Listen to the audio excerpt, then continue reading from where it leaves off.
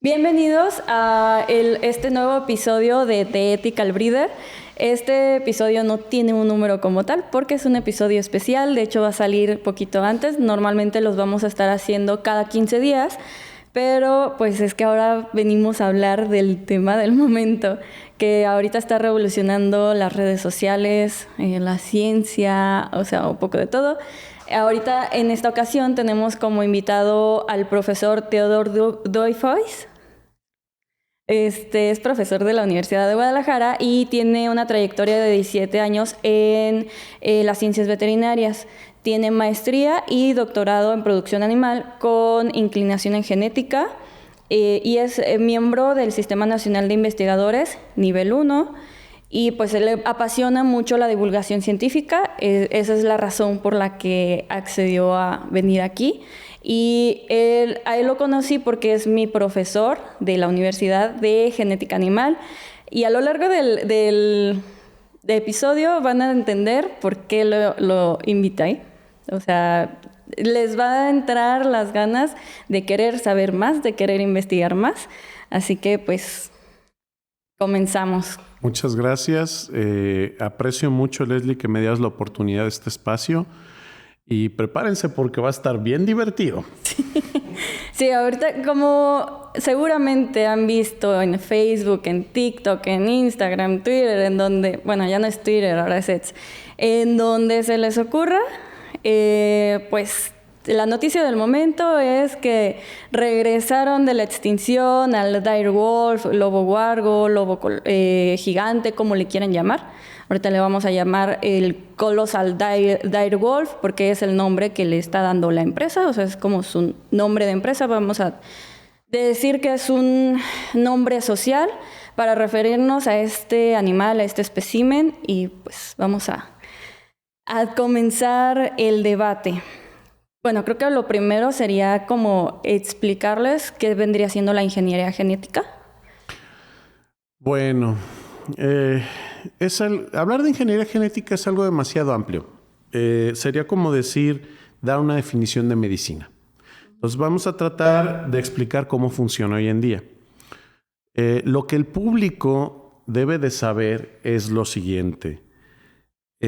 Actualmente existe una revolución desde las últimas 2 décadas del milenio, en donde las técnicas o herramientas que se utilizaban para la edición genética han evolucionado muchísimo. De hecho, probablemente algunos de nuestros radioescuchas van a tener conocimiento de alguna técnica como el CRISPR-Cas9. Esta técnica que originalmente se emuló de un mecanismo de defensa que tenían las bacterias en contra de bacteriófagos, que son los virus que atacan a las bacterias, posteriormente se utilizó para editar genes y resultó ser la técnica más avanzada para poder hacerlo bien. Debo de mencionar esto porque la edición genética tiene 50 años. Solamente que en los últimos años se ha mejorado a paso agigantado esta tecnología. Entonces, cada vez nos vamos a encontrar con una mayor cantidad de ejemplos en donde se practica esta técnica. Eso es en realidad lo que tenemos que llegar a entender, que se está normalizando la edición genética como una técnica común en el manejo de animales. ¿Cuáles vendrían siendo como las técnicas de clonación? Porque se está hablando mucho, bueno, ahorita la cuestión con este tema es que se está dando la información a medias o se está dando la información mal. Entonces, se menciona, por ejemplo, mucho que es una técnica de clonación, que no sé qué. Entonces, como para que vayan comprendiendo qué sería una técnica de clonación.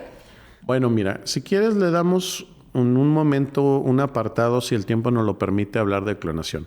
Aquí lo que tienes que entender es que fuera de la clonación se modificó el genoma de un embrión de lobo que se puso en una perra receptora nodriza para que gestara la camada. ¿Ok?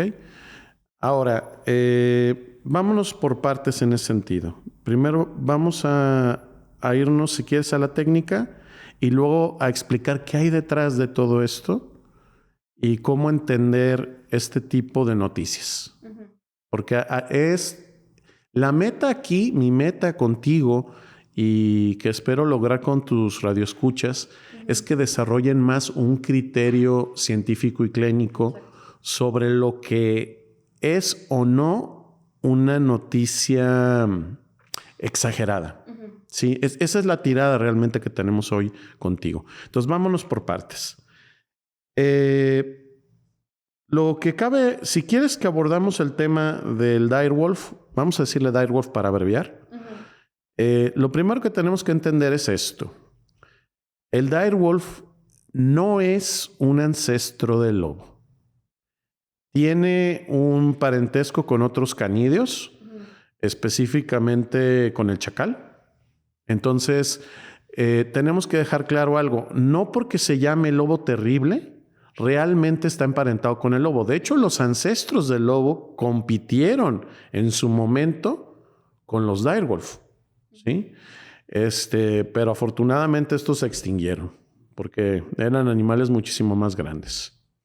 Entonces, ahora bien, vamos a entender esto de la edición genética y de la clonación. Vámonos a ir una técnica a la vez para tratar de hacerlo lo más amistoso posible. Primero, lo que hicieron estas personas fue lo siguiente. Hoy en día, mediante la recolección de piezas paleontológicas, se encontraron varias osamentas de direwolf a las cuales, mediante técnicas de genética y biología molecular, extrajeron ácidos nucleicos. El asunto es que mediante ese ADN se logró construir una biblioteca genética de más o menos el genoma del direwolf. Ahora, el problema primordial es que no hay ahorita una especie que provenga directamente de este animal. Entonces, lo que se les ocurrió fue que mediante la técnica que les acabo de mencionar, modificar algunos de los genes que están asociados a aspectos raciales para hacerlos parecer a su perspectiva, debo de mencionar, no a la real, un direwolf. Debo de mencionar esto de la perspectiva porque aquí hay un detalle que tal vez algunos de nuestros audio escuchas no sepan. El proyecto es más comercial que científico y está patrocinado por George Martin, el escritor de Game of Thrones. De hecho, está patrocinado por varios actores, varias figuras públicas. Ajá. Pero a mí me da en lo personal, Leslie, la necesidad de irónicamente mencionar a George Martin, porque primero, el animal que sacaron, a vista burda, porque no hay muchas imágenes ni videos de estos animales, pues es un lobo grandote. ¿Sí? Y voy a dejarlo claro, un wargo o un direwolf dista muchísimo de un lobo. De hecho, si alguno de nuestros radioescuchas tiene el celular y googlea direwolf, se va a dar cuenta que la forma del animal es completamente diferente a la de un lobo. Pero entonces uno se preguntaría, bueno, ¿y por qué estos animales están blancos, bonitos y de hocico estilizado y todo esto? Es muy sencillo, porque es la imaginación de George Martin y compañía sobre un lobo gigante, ¿sí? Algo más parecido a la fantasía que nos ofrecieron en la serie de la saga, que por cierto se me hace más gracioso e irónico que este señor no tenga las ganas de terminar su secuencia de novelas épicas, Leslie, pero sí tenga la capacidad para tratar de revivir un animal de hace 10,000 años o 50,000 años. O sea, es completamente absurdo.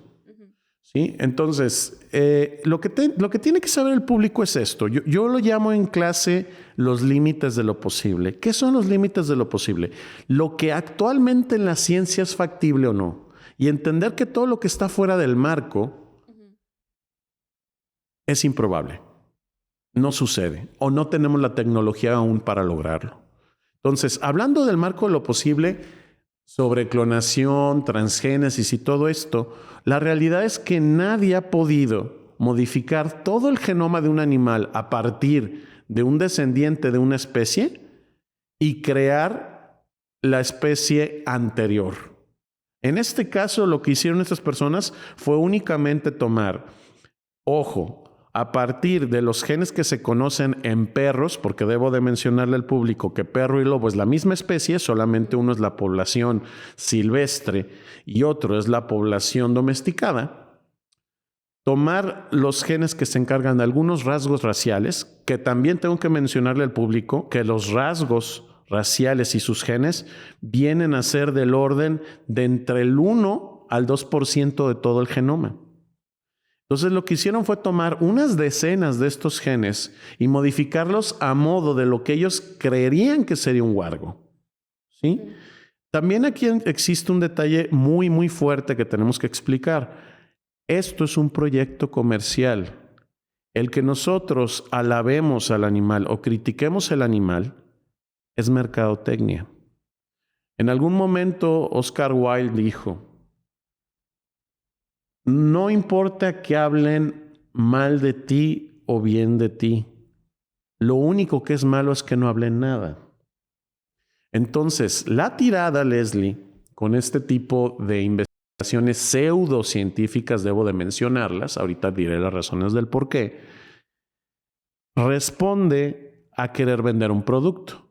¿Cuál es el producto? Los huargos estos o direwolves. ¿Sí? Ese es el interés. Venderlos. ¿Por qué? Porque esto no es científico. Muy bien, vamos a explicar. Si esto hubiera sido un proyecto científico, no se hubiera publicado en Time. Time es una revista política, social, personalmente muy sesgada. No olvidemos hace unos sexenios Peña Nieto salvando México o portadas así de ridículas. Entonces, le gusta mucho la atención a Time. Y realmente lo que hicieron estas personas al publicarlo en Times fue publicarlo en el único lugar donde podrían publicarlo. Porque científicamente esto no sale en una revista como Science o Nature porque no tiene el ancho. No se ha explicado, no ha habido una revisión por pares, no se ha dicho las consecuencias, porque, ojo, este es un detalle muy importante. Esos animales son lobos transgénicos y ya. Y las consecuencias de haber modificado esos genes a lo que parece la secuencia que podría haber tenido el direwolf, significa meter genes ajenos a la especie del lobo, cruzarlos con otros lobos sin saber las consecuencias y el efecto que le pueda tener a largo plazo en el pool genético del lobo. ¿Sí? Entonces, nada de eso apunta a ser un proyecto sano, pero ellos, en un afán de comercializarlo, el mal hablarlo o el bien hablarlo, para ellos es una mercadotecnia exquisita.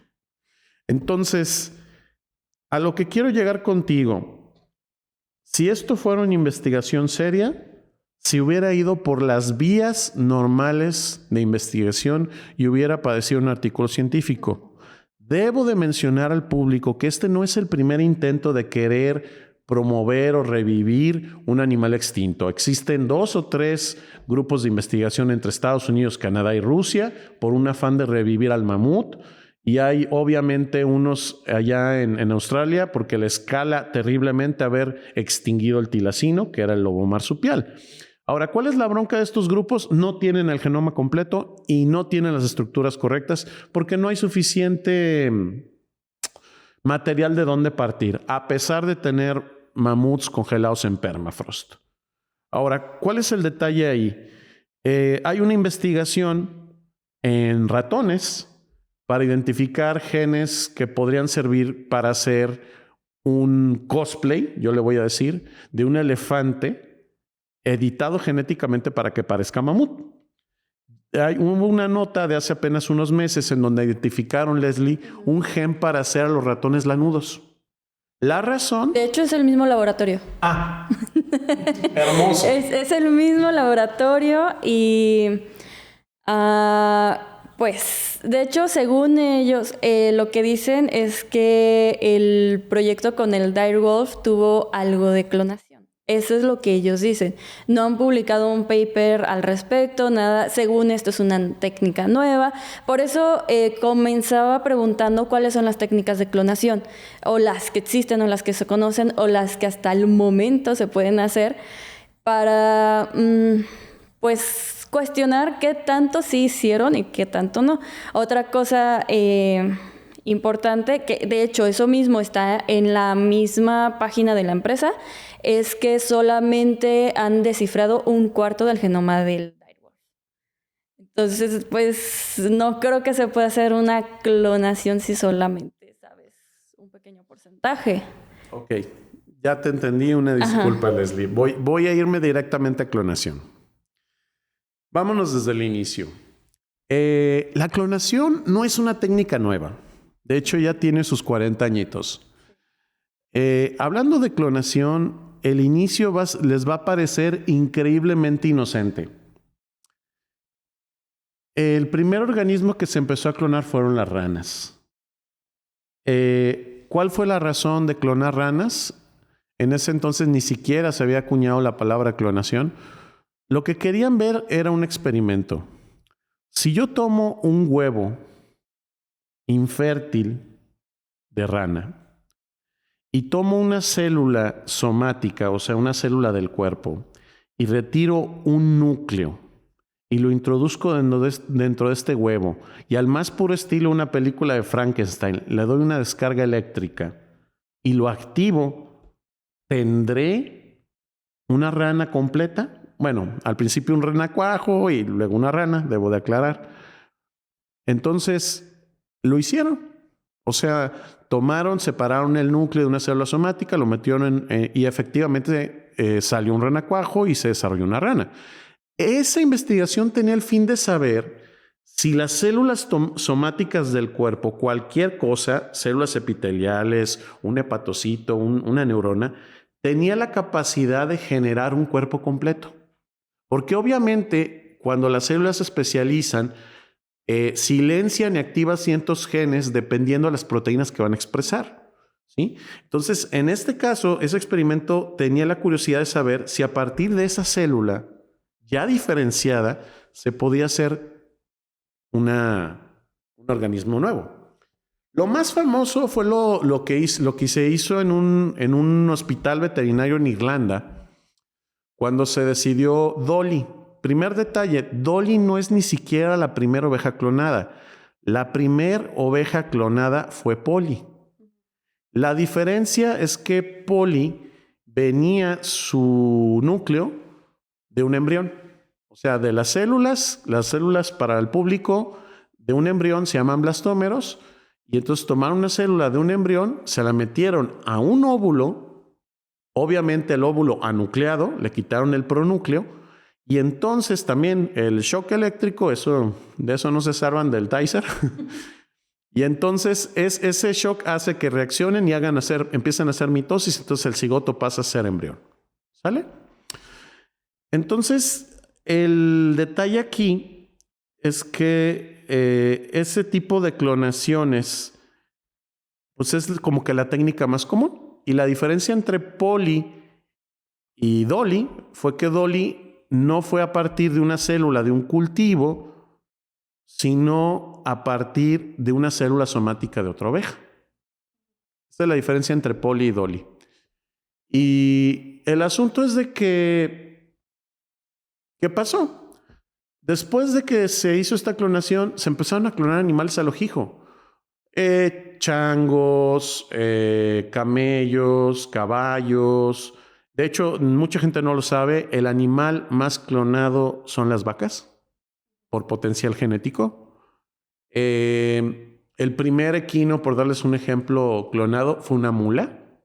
Resulta que un estadounidense estaba enamorado de su mula. Se llamaba la mula Bell. Y entonces fue a la Universidad de Idaho de veterinaria y les dijo: oigan muchachos, quiero que me clonen a mi mula. Y ellos le dijeron, 1, nunca se ha clonado en la historia un equino. 2, no tenemos dinero ni el equipo para poderla clonar.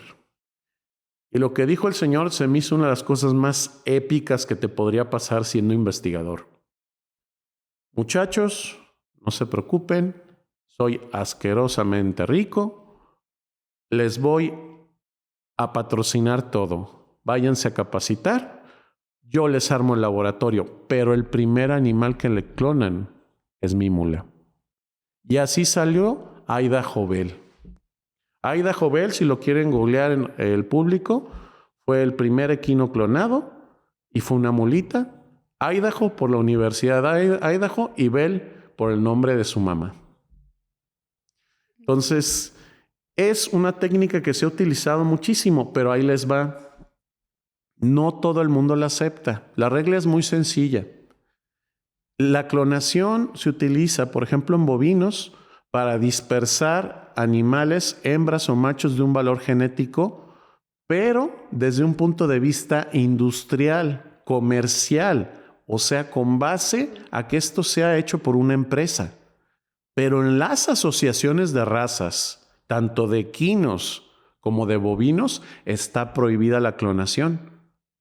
Porque no puedes tener y repetir animales, porque eso se contraviene en la cuestión de los registros. De hecho, también en perros se ha propuesto el tema, pero también es como no, o sea, no hay manera de que vayamos a aceptar animales clonados o hijos de animales clonados porque pues nos disminuiría la diversidad genética. Exactamente. Qué buen, me encanta ese tipo de aportaciones, Leslie. Hay que hacer hincapié en esto. Recuerden que un clon es un animal genéticamente igual a otro. Y si tú tienes una población, porque ha habido una de las cosas más peligrosas, Leslie, hablando de por qué te agradezco mucho este espacio y que me das la oportunidad de discutir esto con tu público, es que mucha gente es inconsciente y piensa y dice, no hay problema, entonces podemos extinguir todo y clonarlo. No, porque hay algo que debo de mencionar. Una especie, en la medida en que se va extinguiendo, sufre un proceso que le llaman espiral de extinción. ¿Qué significa? Que el animal está actualmente vivo, pero de seguir la disminución de su población, tarde que temprano va a desaparecer. Ahora, el riesgo de una población pequeña y genéticamente homogénea es que se aparezcan y se fijen enfermedades hereditarias genéticas. Entonces, ahí tenemos una cuestión muy peligrosa, porque eso a la larga va a detrimentar las capacidades de aptitud de los animales e inevitablemente los va a llevar a la extinción. Entonces, tú no puedes pensar que si tienes el genoma de un elefante y tú clonas 100 elefantes iguales, salvaste la especie. Lo que hiciste fue una población de Amish en elefante. Y van a tener un montón de enfermedades si se cruzan entre ellos porque son genéticamente iguales. ¿Sí? Entonces, hay que dejar claro, si volvemos en resumen a lo del mamut o al proyecto del huargo de George Martin. George Martin, si me escuchas, mejor termina tu libro y déjate de fregaderas. Sí, o sea, ¿cómo puede ser posible que tus mayores intereses sean revivir una especie de la novela y no es suficientemente bueno para terminar el último libro? Por el amor de Dios, ve la porquería que nos dieron en HBO en la última temporada. O sea, siento que deberías sentirte mal. Entonces, la situación es la siguiente. El huargo que nos ofrecen no es un huargo, es un lobo que se gestó en una perra, que tiene una edición genética de unas decenas de genes relacionadas a aspectos raciales que lo hacen asemejarse a un lobo como de la película o de la serie, de la saga de series de Game of Thrones, pero nada que ver con un huargo anatómicamente correcto, ¿sí? Es más un cosplayer de huargo en un lobo como lo que aspiran a hacer con el mamut. Un elefante en cosplayer de mamut. ¿Sí? Entonces, yo en lo personal me cuestiono mucho cuál es la utilidad de modificar genomas para que se parezcan a otros animales. Y lo único que estoy viendo es un nuevo mercado de animales. animales que se parecen a otros que otras personas van a adquirir para presumirlos, pero que no aportan, no desarrollan y que además pueden generar una desestabilización del pool genético de las especies, introduciendo genes que no son propios de esos animales. Entonces hay que tener mucho cuidado hacia dónde se dirige esa tecnología en el sentido de la conservación de las especies silvestres. De hecho, ahí viene otro tema. Por ejemplo, ellos dijeron en el Times que no pensaban reproducirlos, que no sé qué, que bla, bla, bla. Pero la empresa sí tiene una guía de manejo. En la página web se van al que dice Colossal Direwolf, bla, bla, bla. Ahí viene un PDF de 161 páginas donde viene todo lo que tienen contemplado con el manejo de estos especímenes. Y hay una sección que habla sobre la reproducción, de cuando vayan a tener camadas, de cuando vayan a tener cachorros. Entonces ahí es donde ya te preguntas, o sea, ¿realmente es verdad que no planean reproducirlos? Entonces, ¿por qué tienen esto en su sección de cuidados, de manejo? Y no viene, por ejemplo, el manejo los vamos a castrar, los vamos a implantar, nada de eso. No viene en su propio documento. Son ese tipo de comentarios los que adoro de personas como tú, Leslie. Eso es dar precisamente la estocada final a la situación. Nadie escribiría un manual de reproducción sino... Creo que mataste el tema con eso. Así es. Entonces, desafortunadamente, al público tenemos que dejar un mensaje. La idea es comercial. Y el burlarnos o no burlarnos, porque debo de mencionar que ya están existiendo memes sobre lo ridículo que es estar diciendo que esto es un guargo. Sí está bien que los hagan para que otras personas sepan que es una charada, pero también hay que dejar claro que mientras mantengamos esto en palabras del vulgo, del pueblo santo y sabio, lo único que estamos haciendo es promover el producto que ellos tienen. Porque estas personas no están pensando hacer esto por los bienes de la ciencia. Están pensando cómo sacar dinero. De hecho, ahí va mi siguiente dilema al respecto. La empresa menciona que esta tecnología que va a ayudar a las especies en peligro de extinción, que no sé qué, que de hecho utilizaron la misma técnica, o sea, la técnica que no han mencionado qué es, solamente dicen que es una nueva técnica de clonación, pero no han publicado nada al respecto, que ya tienen 4 lobos rojos, que esa sí es una especie en peligro de extinción allá en Estados Unidos, que sacaron con la misma técnica. Y que supuestamente esto va a ayudar a reducir el cuello de botella que tiene la especie. O sea, ¿qué tan real podríamos mencionar que es esto? Bueno, mira, el que los puedan clonar no se me hace difícil. O sea, también es un detalle que tengo que mencionar, el negocio de la clonación en caninos, ya que andamos hablando de lobos y perros. Corea, para su información público conocedor, es uno de los principales lugares en donde se clonan animales hoy en día. Y los laboratorios han llegado al más grande de los descaros.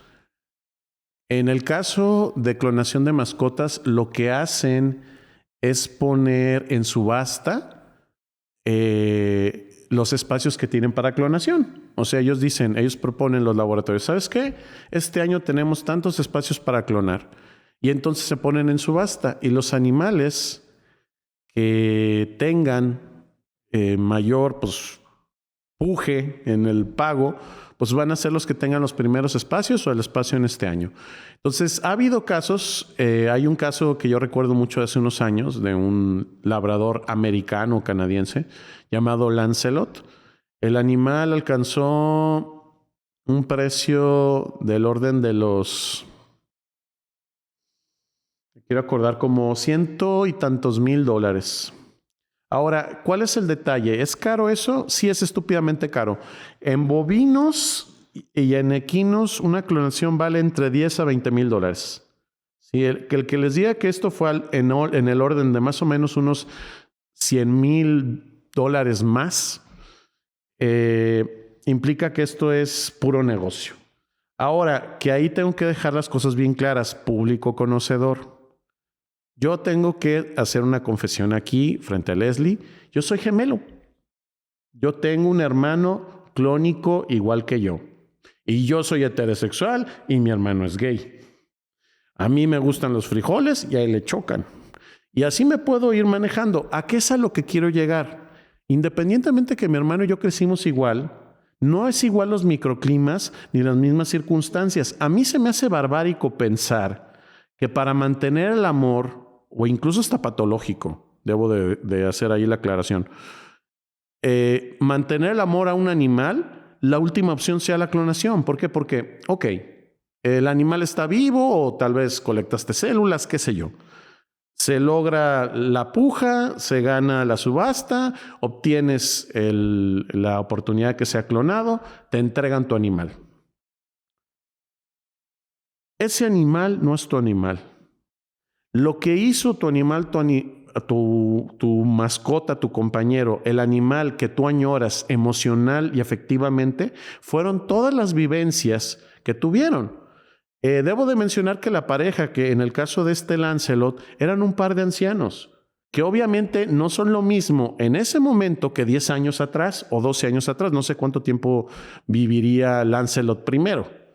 Entonces, el detalle es que uno tiene que entender que el fenotipo, o sea, las características externas de un animal, son el resultado de su genética más la modulación ambiental. Entonces, ese animal, por más que sea genéticamente Lancelot 1, no tiene las características medioambientales que tuvo el primer animal. Entonces, definitivamente no se va a comportar igual.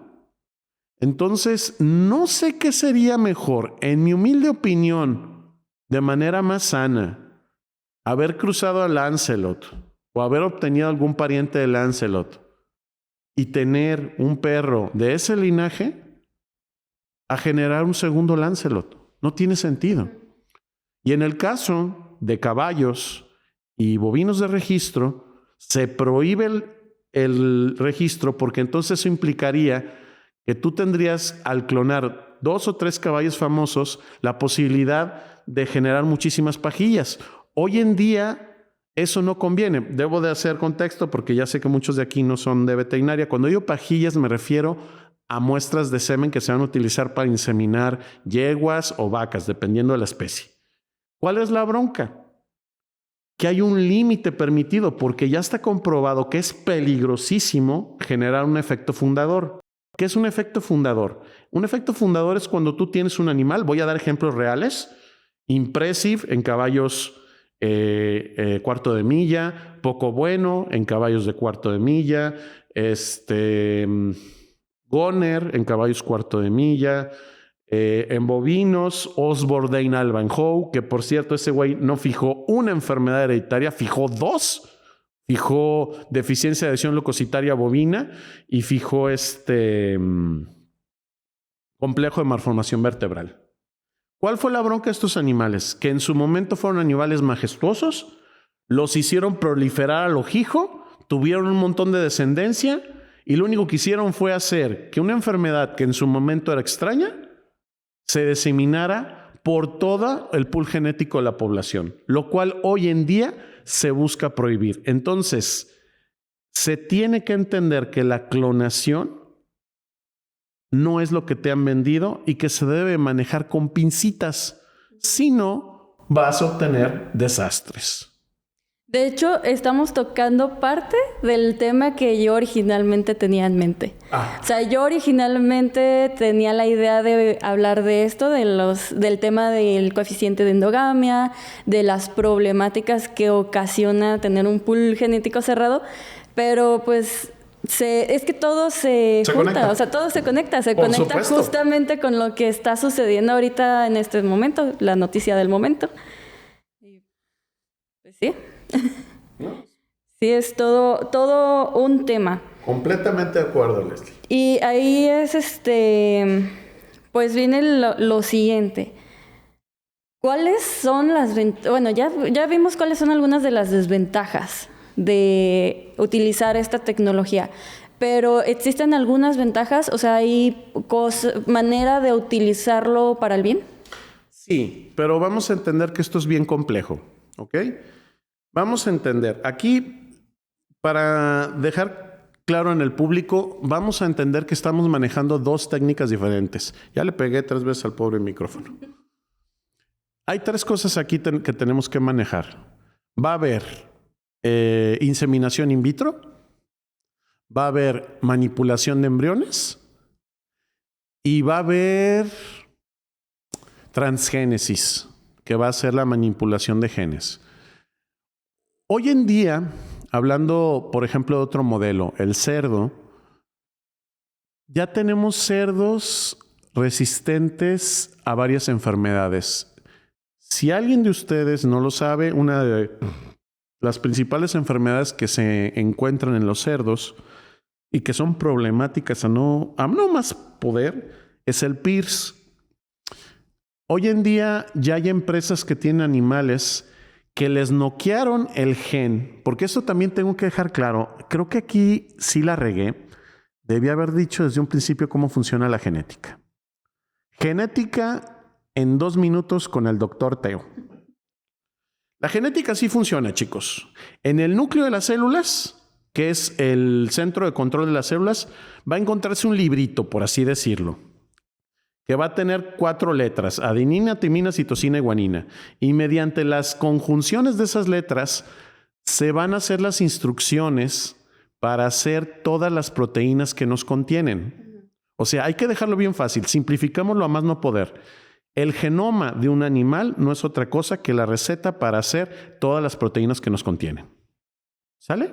Eso es el genoma. Entonces, la situación aquí es que lo que hoy en día está sucediendo es que ya sea que hay una transgénesis exógena, que es cuando se meten genes de una especie a otra, o una transgénesis endógena, que es cuando se alteran genes propios de un animal, lo que se está buscando es mejorar algo. Desde 2014 en China ya hay cerdos con gen de la miostatina. Público, googleen animales con miostatina, se van a reír. Es el meme de Bob Esponja o del Chems mamadísimo. Lo que pasa es que la miostatina es una proteína, un factor de crecimiento negativo, que tiene su efecto en la etapa embrionaria. Y lo que sucede es que es el que le dice a los miocitos: dejen de proliferar. Pero cuando hay una mutación en este factor, vamos a decir que al factor le da hueva y le dice: tú sigue proliferando. Entonces lo que va a pasar es que va a haber una hiperplasia y va a haber una mayor cantidad de miocitos y el animal o la persona, porque también hay personas con esa mutación, debo de mencionar, que se ganaron la lotería genética, por cierto, nacen naturalmente mamadas. ¿Sí? Entonces, ¿cuál es el detalle?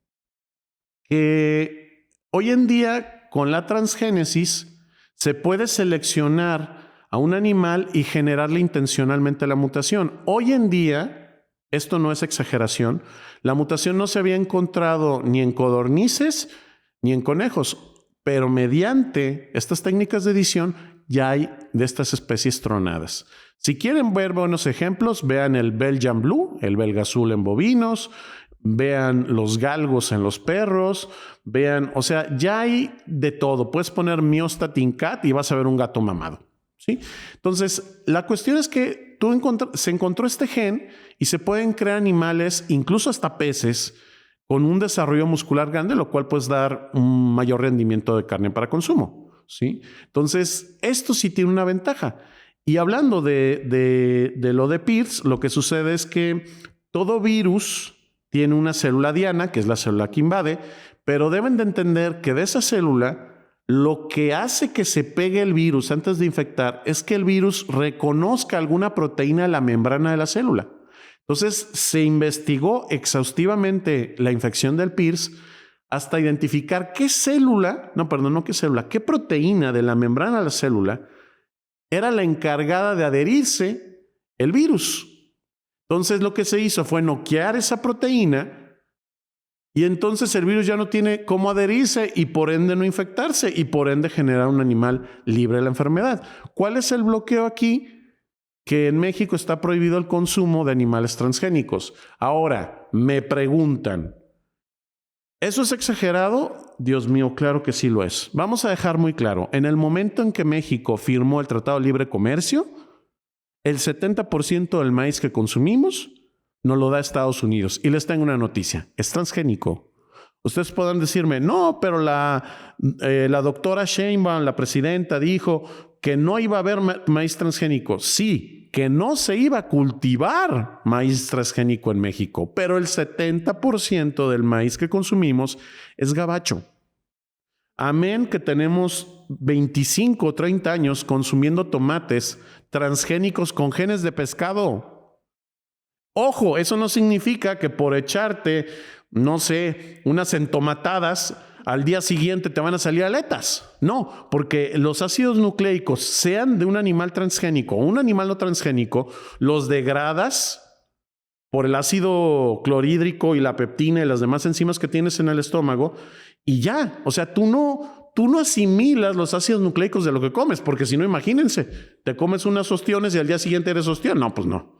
Entonces, lo que deben de entenderse o cuáles son los riesgos de los alimentos transgénicos, sin importar que hablemos de una planta o de un animal, es que estamos introduciendo, uno, genética ajena a un animal.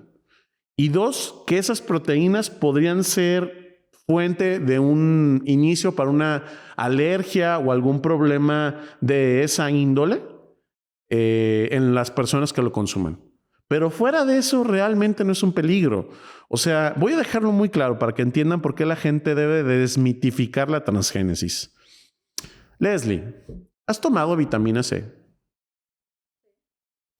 ¿De dónde crees que sale ese comprimido chingón que lo echas al agua y que hace efervescencia? Pues lo hicieron en laboratorio, ¿no? Sí, pero ¿qué te imaginas que hicieron? ¿De dónde sacaron esa vitamina C? La verdad nunca me lo he preguntado.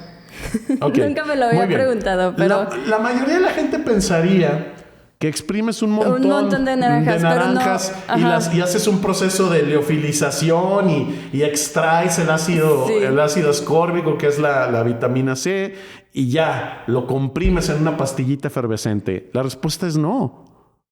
La mayoría de las vitaminas y muchos de los fármacos que consumen, incluyendo la insulina que salva a millones de personas en México porque, casualidad, primer lugar en consumo de Coca-Cola y primer lugar de insulina, porque somos el primer lugar con diabéticos en el planeta, pero las empresas y el Senado no quieren hacer esa asociación por una bancada de Coca-Cola que tenemos. Hasta nos pusieron un presidente, no voy a decir nombres.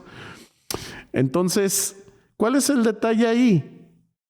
Literalmente se tomaron bacterias transgénicas, les metieron un transcrito para hacer, por ejemplo, la vitamina C o la insulina humana, y de ahí se hace la insulina.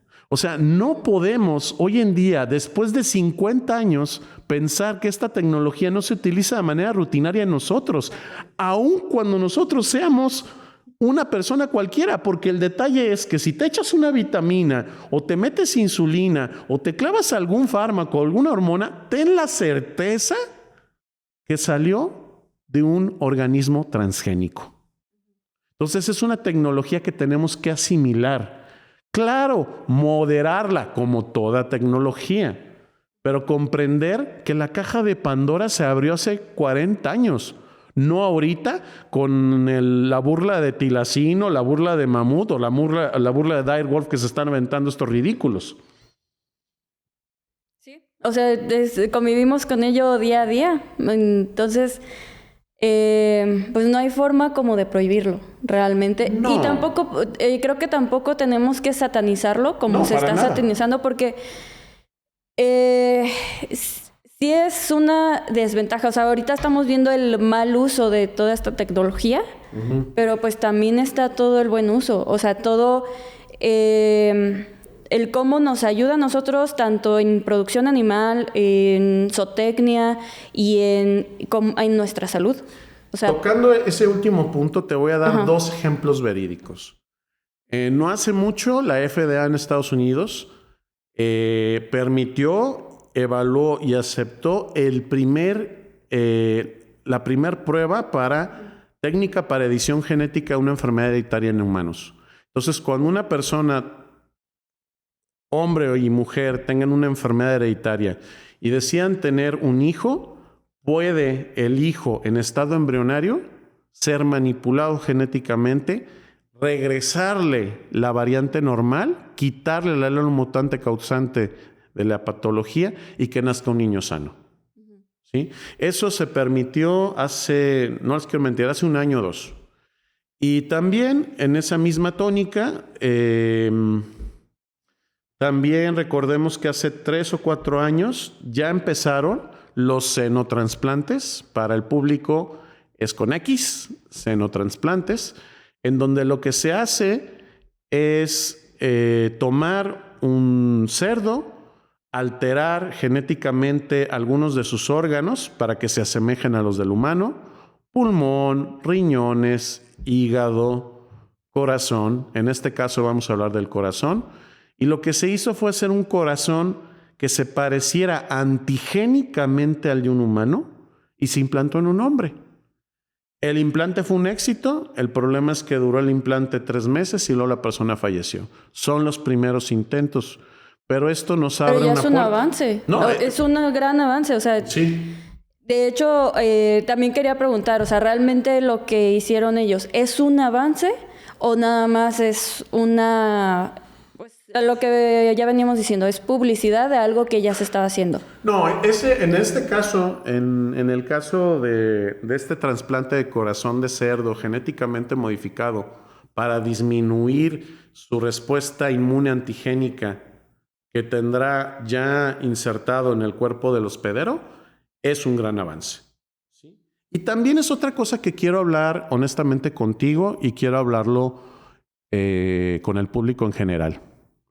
Yo sé que de entrada el mencionar de manera cruda que se están haciendo xenotransplantes y metiendo corazones de cerdo en una persona puede sonar aberrante. Bueno, les adelanto un par de cosas. Primero, el resto del cerdo se incinera. No se preocupen, no van a comer carnitas de cerdo con órganos medio humanos. Eso nunca va a pasar.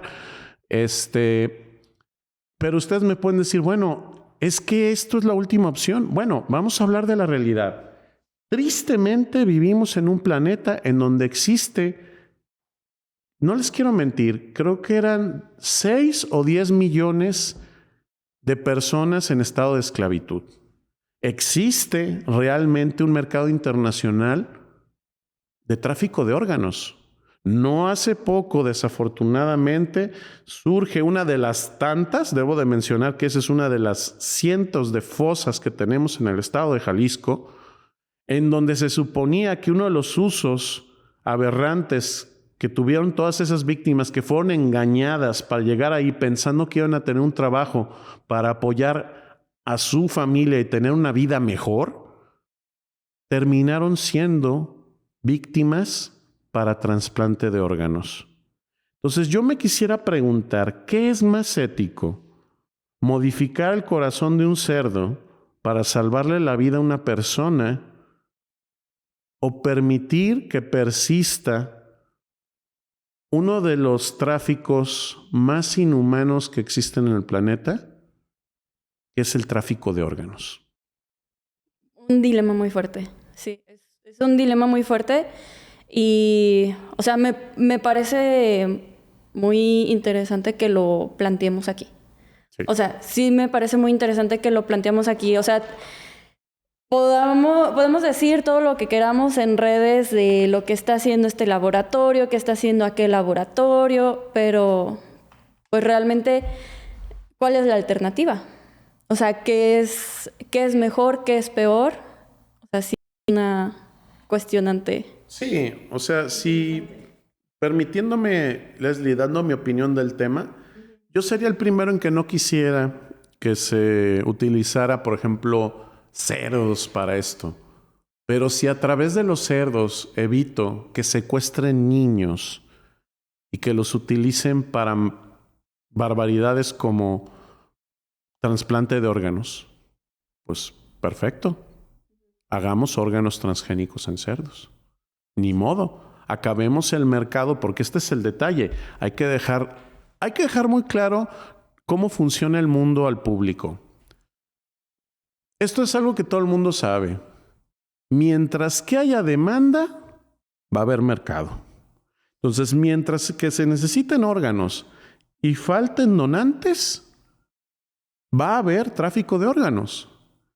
Pero si más adelante estas tecnologías se refinan y nos dan la oportunidad de generar órganos a santiamén, en ese momento se acaba el tráfico de órganos. Estoy de acuerdo con eso. Lamentablemente vivimos en un mundo que se rige por eso. O sea, que se mueve en base al dinero y todo lo tenemos que pagar. O sea, tenemos que pagar para vivir, tenemos que pagar para morirnos. Sí. Entonces, pues lamentablemente ahí entra también eso del mercado. Pues no sé si tengas como comentarios o conclusiones finales acerca de este tema. Pues personalmente no. Realmente, bueno, creo que hemos podido abordar varias de las aristas, Leslie. De todas formas, si en algún momento me permites darme una segunda vuelta para resolver las dudas que más adelante en redes puedan surgir a través de este podcast, bienvenida. Sí, de hecho pueden dejarnos sus preguntas, comentarios y opiniones. Nada más todo manténganlo con respeto en los comentarios, por favor. Pero todo debate es bienvenido porque creo que este tema tiene mucho de dónde sacar. Son claros oscuros. Hay que entender. Sí, o sea, no es blanco o negro. O sea, nada es así. Sí hay mucho, y todas las opiniones son válidas, creo yo. O sea, cada quien tiene una opinión basada en la información que tiene, en las experiencias de vida que tiene. Entonces, pues sí, todo eso es totalmente válido. Por eso les digo, pueden debatir aquí en comentarios sin ningún problema. Nada más siempre manteniendo el respeto. Y dejar sus preguntas, porque yo sí te quisiera invitar una segunda vez o más veces, dependiendo cómo salgan los temas. Sí. Porque pues, la genética es la base de la crianza. Y de eso se trata este podcast. O sea, está en el nombre de Ethical Breeder, el criador ético, que puede ser de cualquier especie. O sea, que estábamos hablando de podemos todas hablar las especies. De todo lo que quieras. Ejemplos en todas las especies tengo. Después de 17 años de estar trabajando en esto, afortunadamente, rollo en esto no me falta. Entonces, para mí será un gusto apoyarte y darte mi opinión o hechos sobre algunas cuestiones en el momento que tú lo consideres. Ok, pues sí, ahí ustedes nos dicen si quieren un tema en específico. Por ejemplo, yo originalmente quería hablar, ya lo había dicho, específicamente del tema del coeficiente de endogamia. De hecho, hay una frase que me acuerdo perfecto de una clase, que era, el coeficiente de endogamia es acumulativo. Sí. Y bueno, en los pedigrís y todo eso, a veces nada más vemos 5 o máximo 10 generaciones. Entonces, a veces checamos los pedigrís y es un coeficiente de endogamia de 0%. Pero hacemos la prueba genética, que ya hay algunos laboratorios que nos permiten checar el coeficiente de endogamia estimado en ese espécimen, y te das cuenta que ese 0% en realidad es 45%. O sea, ya me pasó. Uh-huh. Entonces, por eso creo que es un tema que necesitamos abordar con mucha profundidad en algún momento. No, mira, ahí para hacer un paréntesis, hoy en día la endogamia se acumula en 2 factores. Uh-huh. Bien mencionas el número de cruces y la cercanía de dichos cruces en los primeros 4 o 5 generaciones anteriores al animal ego o al animal que se está investigando. Uh-huh. Y la otra es el promedio de coeficiente de consanguinidad que tenga la raza. Hay un estudio a mí que me gustó mucho que se hizo en Reino Unido, en Pug, Ya de por sí decir Pugs, ya sabemos que la cosa no va a salir muy bien, que digamos. Y descubrieron que de toda la población de Pugs de Reino Unido, el genoma en diversidad equivaldría solamente a, no recuerdo si, ahí fíjate, se me va la cifra, no recuerdo si a 23 o 33 individuos, pero pues es una bicoca. Entonces ahí se evidencia desafortunadamente una consanguinidad completamente fijada y dispersada en todos los miembros de la raza. También hay un ejemplo que luego más adelante me gustaría compartirte de una raza noruega que quedan 100 individuos, en donde la conclusión a la que llegan es cruzar. ¿Por qué? Porque ya saben que de aquí para adelante van a entrar en una espiral de extinción, porque la consanguinidad va a ser tal que tarde que temprano los animales se van a acabar. Entonces, hay muchas evidencias y muchas cosas muy interesantes que podemos discutir sobre el problema en perros, gatos, animales domésticos. Y si en ese sentido me dan una segunda oportunidad, para mí será un gusto estar de nuevo contigo en esta mesa. Sí, no, definitivamente. Definitivamente tenemos que tocar ese tema. Ahorita es algo que está amenazando a muchas razas, incluyendo la raza a la que me estoy dedicando ahorita. Uh-huh. Entonces, esto está causando también mucho revuelo en muchas pues asociaciones, propietarios, criadores, pero pues es algo que se tiene que hablar y se tiene que hablar con hechos, no nada más con, no es que yo creo, es que yo he hecho esto por años de esta manera, es que a mí no me parece, no se trata de que nos parezca o no, se trata de que pues los hechos son los hechos, no los podemos cambiar. Sí. Entonces, pues nos despedimos por este episodio, pero pues ya saben que va a haber una segunda parte, tal vez una tercera parte, no sabemos, los temas que ustedes nos quieran permitir. Bye. Un gusto, bye.